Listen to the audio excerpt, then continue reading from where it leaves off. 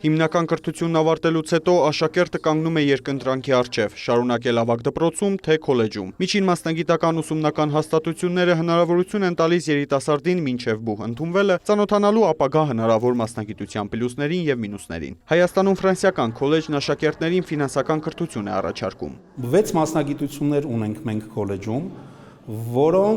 որոնք են մարքեթինգ, մենեջմենտ, ֆինանսներ, ապահովագրական գործ, հաշվապահություն եւ ծրագրավորում,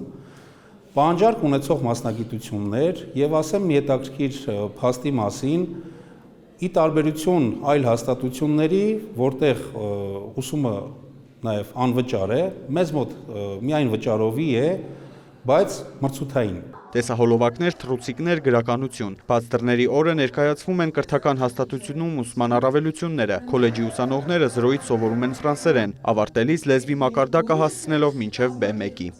Դա ֆրանսերեն լեզվի համար ամենաբարձր ցուցանիշներից մեկն է, համարժեք անգլերենի TOEFL-ին։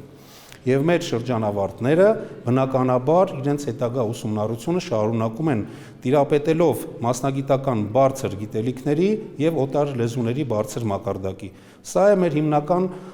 նպատակը, առաքելությունը։ Այստեղ հնարավորություն ունենք հանձնելու DELF B1 քննություն ու ավելի բարձր, եթե բնականաբար շատ աշխատես, ինչը շատ մեծ առավելություն է, քանի որ այդ սերտիֆիկատով հնարավորություն ունենք ընդունվելու թե հայկական համալսարաններ, թե արտերկրում։ Այնպես որ շատ շնորհակալ եմ դրա համար քոլեջին։ Բացի պետական կրթական չափորոշիչով սահմանված առարկաների ուսուցումից, ուսանողները մասնակցում են նաև լրացուցիչ դասընթացների, ստանալով նեղ մասնագիտական գիտելիքներ։ Ստանում է լրացուցիչ հավելյալ հավաստագիր նոր մասնագիտացման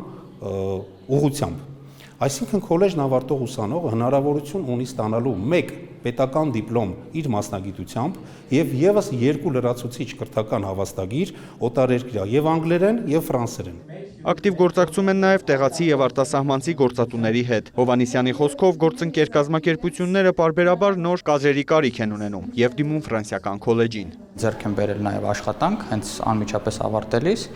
ուսանում եմ ֆրանսիական համալսարանի իրավագիտության ֆակուլտետում եւ միաժամանակ աշխատում եմ քոլեջում ստացած գիտելիքների շնորհիվ հյուրանոցային ոլորտում,